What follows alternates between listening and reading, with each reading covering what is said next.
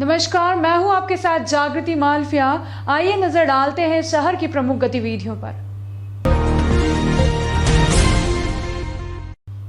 उज्जैन शहर के भार्गव नगर में 18 माह का बच्चा कोरोना पॉजिटिव पाया गया है। वहीं उन्नेल में भी वैक्सीन लगवाने के बाद भी एक युवक कोरोना पॉजिटिव पाया गया है। उज्जैन में पिछले 2 दिनों से कोरोना संक्रमण के 3 नए मामले सामने आए हैं। प्रशासन ने लोगों को सोशल डिस्टेंस का पालन करने और मास्क पहनने की सलाह दी। सीएमएचओ महावीर खंडेलवाल ने बताया कि दरअसल पुणे से एक गेस्ट आए थे, उनके संपर्क में आने के बाद यह कोरोना पॉजिटिव हुए हैं और जिन जिन से यह संपर्क में आए हैं उन सभी की तलाश जारी है। इसके साथ एक 18 माह का बच्चा भी संक्रमित हुआ है, उसकी भी हिस्ट्री की तलाश की जा रही है। पब्लिक को समझना होगा कि खोलो ना कपड़ा गांव कम हुआ है लेकिन खत्म नहीं हुआ है, क्योंकि शहर में कई जगह भीड़ भाड़ वाले एरिया में जाने से बचें और घर से निकले तो मास्क अवश्य पहने, क्योंकि अभी तक आप और हम लापरवाही कर रहे हैं, क्योंकि सब ने मान लिया है कि कोरोना कम हो गया है, लेकिन अभी कोरोना खत्म नहीं हुआ है। क्योंकि जिस प्रकार 2 दिन से 3 मरीज मिले हैं तो कहीं ना कहीं हमारे और आपके लिए चिंता का विषय भी बनता जा रहा है। बिल्कुल, ये अपने लिए सिग्नल है, चेतावनी है, पर चेतावनी के साथ साथ भी हमारे विभाग की जागरूकता भी है कि हमने जो पहला केस परसों आया था वो हमारी ट्रेसिंग की वजह से ही आया था। उसमें हमने पूरी कॉन्टैक्ट ट्रेसिंग की तो ये ज्ञात हुआ कि वो उनके यहाँ कुछ मेहमान पूना से आए थे, जिसकी वजह से ये हुआ, और उनकी कॉन्टैक्ट ट्रेसिंग से कल दूसरा केस आया, वो भी उन्हीं के कांटेक्ट में था।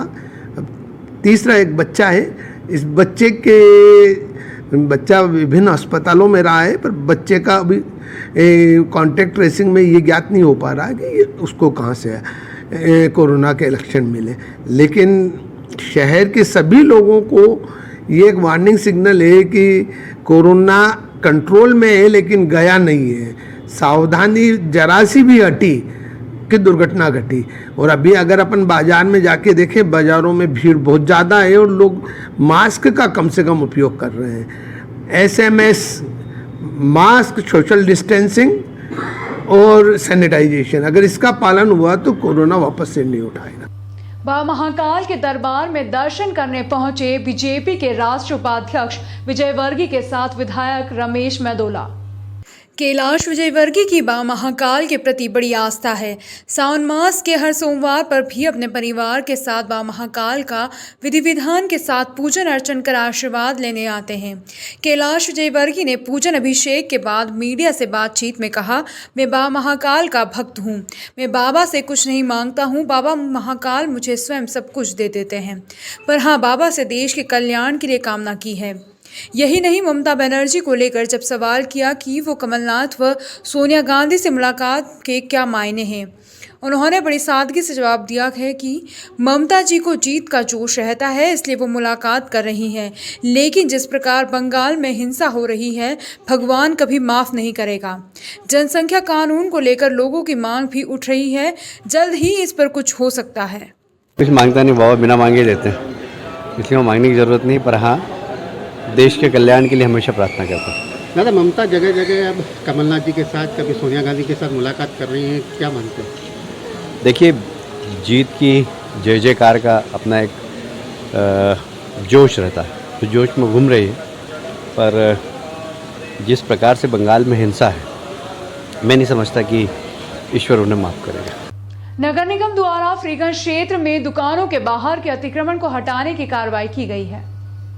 नगर निगम द्वारा शहर के विकास को लेकर रोजाना अलग अलग कार्रवाई की जा रही है। आज फ्रीगंज क्षेत्र में दुकान के बाहर के अतिक्रमण को हटाया गया।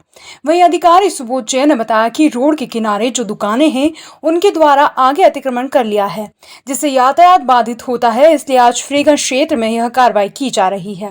सड़क पर इनको चूंकि दुकान आवंटित है विधिवत, लेकिन सड़क तक साइड लगा लिया और व्यवसाय कर रहे हैं सड़क तक फैल के, तो रोड की ट्रैफिक में बाधित होने के कारण इसको अभी हम हटवा रहे हैं।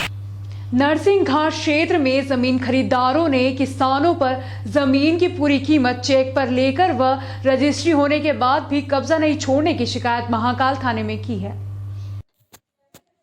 इन दिनों उज्जैन में जमीन बेचने के बाद झूठी शिकायत कर मामले को उलझाकर खरीदारों को परेशान करने का मामला सामने आ रहा है। ऐसा ही एक मामला नरसिंह घाट इलाके का भी है, जिसमें खरीदार दिलीप मेवाड़ा और राकेश मेवाड़ा ने जमीन की पूरी कीमत की राशि जमीन बेचने वाली चंदाबाई को चेक के माध्यम से दी थी और रजिस्टर एग्रीमेंट किया। साथ ही रिश्तेदार महेश माली रजिस्ट्री में गवाह भी बना और चंदाबाई ने पूरी राशि लेकर रजिस्ट्री कराई। साथ ही जमीन का नामांकन भी हुआ और पावती भी राकेश और दिलीप मेवाड़ा के नाम पर राजस्व विभाग ने बनाई। जमीन की नब्ती में जब राजस्व विभाग पहुंचा तो बेची गई जमीन कम निकली और जमीन पर मकान बने पाए गए। इसके बाद शिकवे शिकायत का दौर शुरू हो गया। उज्जैन के नरसिंह घाट क्षेत्र में रघुकुल गार्डन के सामने की जमीन का मामला लगातार गर्माता जा रहा है। यहाँ कुछ दिन पहले किसानों ने आरोप लगाया था कि कुछ लोग उनकी जमीन पर अवैध कब्जा करना चाहते हैं। वहीं जिन लोगों पर आरोप लग रहे थे उन्होंने शुक्रवार को मीडिया के सामने अपना पक्ष रखते हुए जांच के दस्तावेज प्रस्तुत किए और आरोप लगाया कि किसानों ने जमीन की राशि लेकर जमीन की रजिस्ट्री कर दी है और अब कब्जा नहीं छोड़ रहे हैं। दिलीप मेवाड़ा का कहना है कि उन्होंने 1 वर्ष पहले उक्त जमीन चेक से राशि देकर खरीदी थी, जिसका विधिवत नामांतर कराया गया है। राजस्व विभाग के रिकॉर्ड में नाम इंदर्जात करवाया गया है। जमीन की पावती भी बनाई गई है। दिलीप मेवाड़ा का कहना है कि पटवारी द्वारा जब मौके पर पहुंचकर जमीन नब्ती की गई तो उनके द्वारा खरीदी गई जमीन पर किसान का अवैध कब्जा पाया गया है। किसान उन्हें मानसिक तौर पर प्रताड़ित कर रहे हैं। महिलाएं झूठा आरोप लगाती हैं। इस संबंध में थाना महाकाल में शिकायत भी की गई है। डायरी पावती मेरी बनी हुई है, रजिस्ट्री मेरी बनी हुई है, नामांतरण मेरा नाम से है। ज़मीन पे इन लोगों द्वारा ही मतलब मेरे को कब्जा दिया गया और इन लोगों द्वारा ही मेरे को मतलब जो है ये तार फेंसिंग करवाई गई। लेकिन जब ज़मीन अब मैं नपवाने के लिए आया और इसका आदेश करवाया मैंने पटवारी द्वारा, तो पटवारी साहब और तहसीलदार जब RI साहब जब आए यहाँ पे और उन्होंने मौका मुआयना देखा और जब मौका मुआयना देख के उन्होंने बोला कि ज़मीन आपकी यहाँ से लेके आगे तक जाएगी, मतलब ये जो मकान वगैरह हैं ये भी आएंगे। तो जब वो चीज़ को देखते हुए इनकी नीयत खराब हो गई कि भैया यार ये तो मकान मेरा आ रहा है और मकान जा रहा है, तो बोले यार हम तो इतनी ज़मीन दी नहीं थी और इतनी ज़मीन हमने दी नहीं तो हम ये यहाँ तक नहीं देंगे और यहाँ करने नहीं देंगे। मतलब जब से इनका विरोध हो गया, मतलब कुल मिला के ये लोग चालाक प्रगति के लोग हैं और मतलब जो जालसाज लोग हैं। एक ज़मीन बेचता है, दूसरा उसका विरोध करके आपत्ति लगाता है, कोर्ट में केस लगाता है और कोर्ट में केस लगाने के बाद में जो है फिर ये समझौते के तौर पे आते कि लाओ 10-20 लाख रुपए हमारे को दे दो तो हम तो ये सब काम खत्म कर देंगे और अपन राजीनामा कर लेते हैं। दादा मैं कुल मिला के आपके माध्यम से, आपके चैनल के माध्यम से मैं आपसे ये सबसे ये कहना चाहता हूँ कि कुल मिला के इन लोगों ने क्या है मेरे को मानसिक रूप से प्रताड़ित कर दिया है। लेडी से इस तरह का व्यवहार करती है, लेडी से आती हैं कपड़े फाड़ के और जो है कि गंदे शब्दों को उपयोग करके थाने पे जाती कि साहब इनने तो मेरे को मारा, कपड़े फाड़ दिए, मेरे साथ ये कर लिया वो कर लिया। मतलब इस तरीके की गंदी बातें जिसको मैं चैनल के माध्यम से आपको मुंह से बयान नहीं कर सकता कुल मिला के। मतलब ऐसी घटनाएं कर रहा है। अच्छा दूसरा ये चलते चलते दारू पी के ठोकर खा के गिर जाते हैं तो दिलीप मेवाड़ा का नाम। अच्छा कोई गाड़ी से एक्सीडेंट हो जाता है तो दिलीप मेवाड़ा का नाम। मतलब हर चीज में दिलीप मेवाड़ा ने पेमेंट दिया है, पैसा दिया है और उसका उल्लेख मेरा जो है डायरी के अंदर में उल्लेख है और उसका मैं पूरा विवरण बता दूंगा कि चेक द्वारा मैंने पेमेंट दिया है और कुछ मैंने पेमेंट रोक रखा है, उसका मैं उल्लेख कर रहा हूँ। लेकिन जब मेरे को जमीन पूरी करेंगे जब भी मैं पेमेंट दूंगा, उसके पहले तो दे नहीं पाऊंगा। इसके बीच में हमारे बीच में समझौता हुआ था कि भैया अगर किसी की स्थिति में जमीन कम पाई जाती है तो मैं पेमेंट रोकने का हकदार रहूंगा। तो उस स्थिति में मैंने पेमेंट रोका है। मैं पेमेंट देनदार हूँ, मेरी जमीन क्लियर कर रहा है, मैं पेमेंट दूँ। आए दिन मेरे को मानसिक रूप से प्रताड़ित कर रखा है इन लोगों ने। आए दिन इनकी घर की लेडीज, अब कल परसों के रोज में आया 27 तारीख के रोज झूठा कवरेज करा रहा और झूठी मेरी शिकायत कर रहा है। लेडी से बोलती कि मेरे को गाली बकी, लेडी से बोलती कि मैंने मेरा हाथ पकड़ा, मेरे कपड़े फाड़ दिए, ऐसे करके मतलब जो है थाने पे जाते हैं और वहाँ पे इतने माहौल ऐसा बना रखा है मेरे खिलाफ यार ये तो आपराधिक प्रवृत्ति के लोग हैं। लेकिन जबकि थाना प्रभारी साहब और जो संबंधित थाने के जो अधिकारी लोग हैं उनको इनकी वास्तविक स्थिति मालूम पड़ गई कि ये लोग किस तरीके के। उज्जैन लोक शक्ति कार्यालय के समीप एक युवक के हाथ से मोबाइल छुड़ाकर भागना चोर को महंगा पड़ गया। लोगों ने चोर को पकड़कर मारपीट कर पुलिस के सुपुर्द कर दिया। सरेआम और दिन दहाड़े एक युवक का मोबाइल छीनकर भागना चोर को महंगा पड़ गया। उज्जैन लोक शक्ति कार्यालय के समीप से एक युवक के हाथ में से मोबाइल लेकर बदमाश ने दौड़ लगा दी। लोगों ने पीछा कर उसे दबोच लिया और फिर उसकी जमकर धुनाई की। चोर की पिटाई का यह वीडियो अब सोशल मीडिया पर जमकर वायरल हो रहा है। दरअसल लॉकडाउन के बाद चोरी की घटनाएं लगातार बढ़ रही है। ऐसे में बेरोजगार युवा चोरी की वारदातों को अंजाम दे रहे हैं। गुरुवार को दो युवाओं ने सरेआम एक युवक का मोबाइल छीन लिया और दौड़ लगा दी। इस दौरान लोगों ने उसका पीछा किया और शोर मचा दिया। ऐसे में करीब आधा किलोमीटर भागने के बाद चोर को लोगों ने पकड़ लिया और फिर उसकी जमकर धुनाई की। लोगों ने इस दौरान उससे मोबाइल भी बरामद कर लिया और बदमाश को माधवनगर पुलिस के हवाले कर दिया। थाना माधवनगर के अंतर्गत जो ये शहीद पार्क है, वहाँ पास में लगे हुए एरिया में एक लड़का था जो किसी का मोबाइल छीन करके भागने के प्रयास में था। तो आसपास को उसने शोर मचाया, तो शोर सुन के बाकी लोग भी आ गए और वहाँ पे जो चूँकि उसको रंगे हाथों पब्लिक ने पकड़ा तो उसकी पिटाई भी कर दी गई है। पुलिस इस पूरे मामले में जो कानूनी कार्रवाई वो कर रही है। वक्त हो चला है ब्रेक का, मिलते हैं ब्रेक के बाद।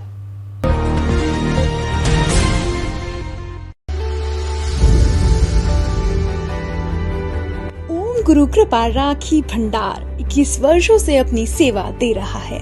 फैंसी राखियों का खजाना, क्वालिटी में मध्य प्रदेश नंबर 1 काउंटर। शहर में सबसे ज्यादा वैरायटी है। हमारे यहाँ एक से बढ़कर एक डिजाइनर रंगों में है फैंसी राखियाँ। बन्ना डोरी, स्टोन राखियाँ, मेटल स्टोन राखियाँ, वुडन वाली राखियाँ, चूड़ा राखियाँ, भैया भाभी की एंटिक जोड़ा राखियाँ, बच्चों की टेढ़ी राखियाँ, फुंदा राखियाँ, ब्राह्मण राखियाँ, फ्रेंडशिप डे राखियाँ, चंदन राखियाँ, रामा पैटर्न राखियाँ, गुजराती कड़े महिलाओं के लिए। इसके अलावा और भी कई प्रकार की राखियाँ हमारे यहाँ उपलब्ध है। हमारा पता ओम गुरु कृपा राखी भंडार, प्रकाश टॉकीज, नई सड़क, उज्जैन। Mobile number 9098858899 9424511811। आइएगा जरूर।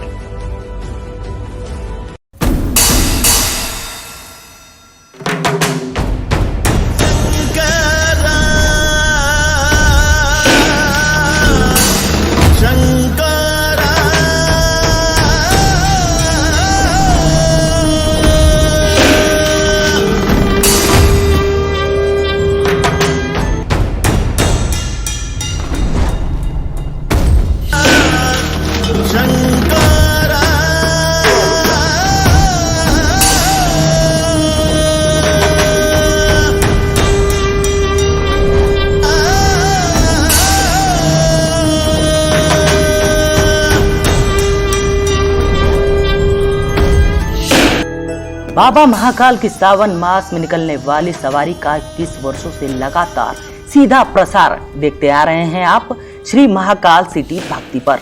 तो इस बार भी देखिए बाबा महाकाल की सवारी का सीधा प्रसार श्री महाकाल सिटी भक्ति पर, चैनल नंबर 123 पर। इसके अलावा आप कभी भी कहीं से भी हमारे यूट्यूब, फेसबुक, ट्विटर पर अपने मोबाइल पर देख सकते हैं लाइव। तो अभी सर्च कीजिए हमारी वेबसाइट सिटी 24 उज्जैन और देखिए बाबा महाकाल का अनोखा दृश्य।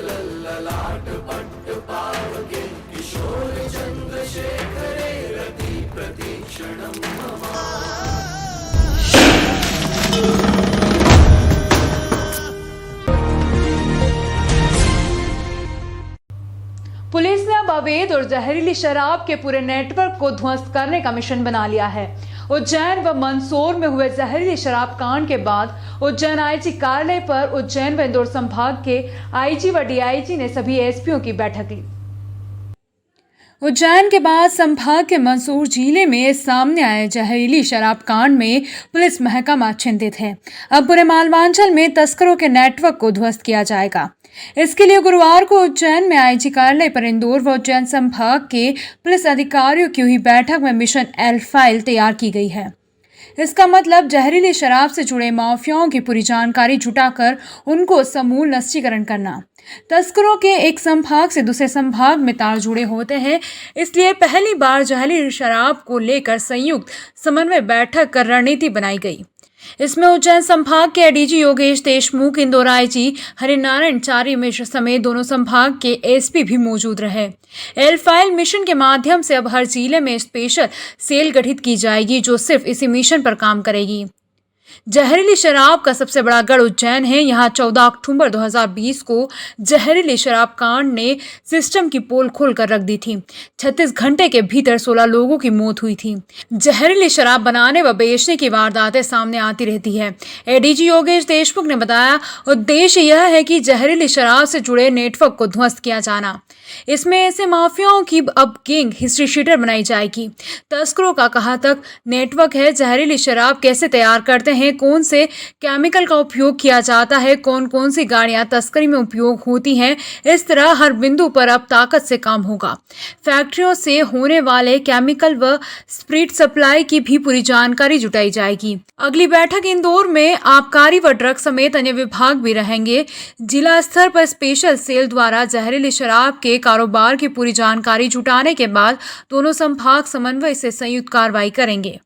का यही है कि जो ये जहरीली शराब के कारण लोगों की मृत्यु हो रही है उस पर एक टारगेटेड और कोऑर्डिनेटेड अप्रोच की आवश्यकता पुलिस मुख्यालय ने महसूस की है, जिसके लिए आज हम लोग यहाँ पे एकत्रित हुए हैं और एक स्ट्रैटेजी हम लोग तय कर रहे हैं। इसमें अन्य विभागों का भी बहुत सारा रोल है।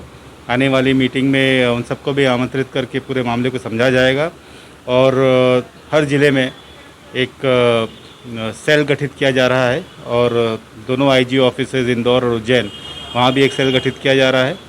एक एल फाइल्स खोल रही है, हर एक ज़िले में एल फाइल खुलेंगी और जितने भी ऐसे जहरीली शराब कांड को अंजाम देने वाले लोग हैं और उन सभी के स्रोत, सभी के बारे में इंटेलिजेंस इनपुट, सभी की कार्यप्रणाली के बारे में पूरी जानकारी एकत्रित की जाएंगी और एक कोऑर्डिनेटेड अप्रोच और कोऑर्डिनेटेड इन्फोर्समेंट आने वाले समय में इसको अमली जामा पहनाया जाएगा। हाल के दिनों में हम लोगों ने देखा कि कुछ संदिग्ध घटनाएं हुई, कुछ संदिग्ध मौतें हुई, जिसमें उसके पीछे कहीं ना कहीं पृष्ठभूमि में शराब और अवैध शराब रही। इसको ध्यान में रखते हुए माननीय पुलिस महानिदेशक महोदय के निर्देशानुसार आज दोनों संभागों की दोनों जोनों की एक संयुक्त बैठक हुई, जिसमें सभी अधिकारियों ने, अधिकांश अधिकारियों ने, जहां पर इस तरह की कोई भी घटना घटित हुई है, सभी लोगों ने इसमें भाग लिया और मुख्य तौर पर एक संयुक्त रणनीति तय की गई। यह एक ऑर्गेनाइज्ड क्राइम है, संगठित गिरोह है, संगठित अपराध है। इसके खात्मा करने के लिए अधिकतम तालमेल के स्तर पर हम कैसे कार्रवाई कर सकते हैं, क्योंकि पुलिस की एक थाने की और अलग अलग जोनों की सीमा हो सकती है, लेकिन अपराधियों के अपराध की कोई सीमा नहीं होती है।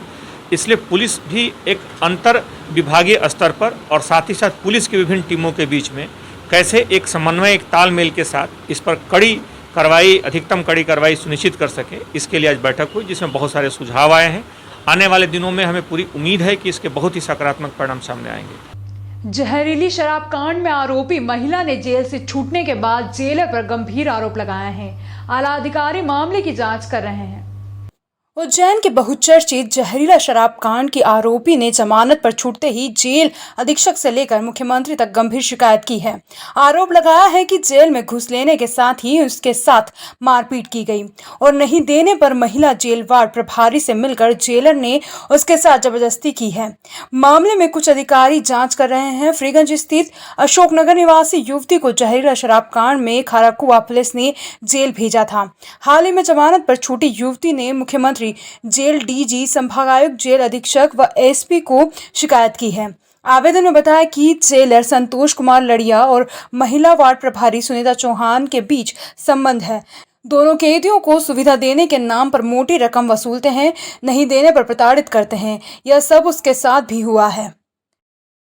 26 तारीख को एक शिकायत हमारे कार्यालय में इस बात की प्राप्त हुई थी कि उसमें एक महिला कैदी द्वारा कुछ वहाँ की गतिविधियों के संदर्भ में और उसके साथ जो व्यवहार हुआ उसके संदर्भ में शिकायत प्राप्त हुई है।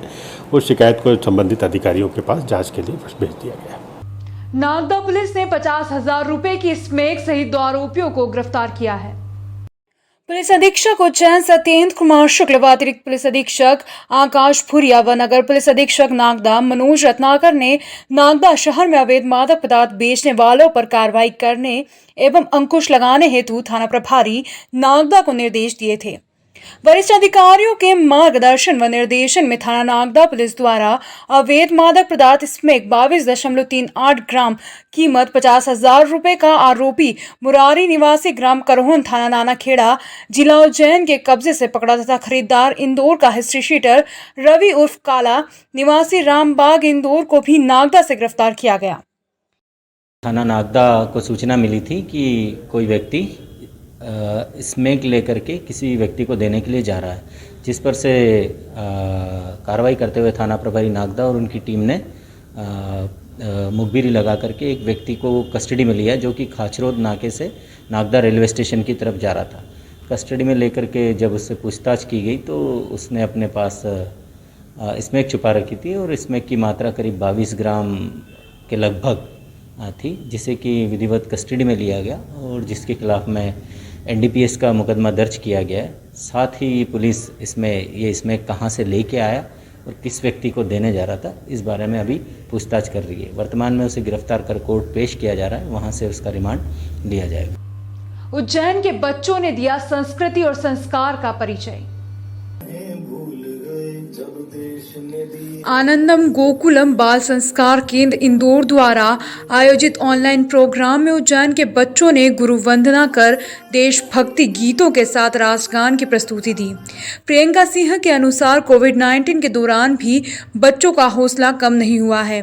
उन्होंने घर पर रहकर भी अपने हुनर का परिचय दिया।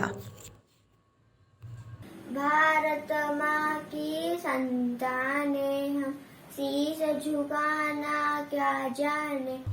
यह थी शहर की प्रमुख गतिविधियां। इस अंक में फिलहाल इतना ही। अगले अंक में फिर मुलाकात होगी, तब तक के लिए नमस्कार।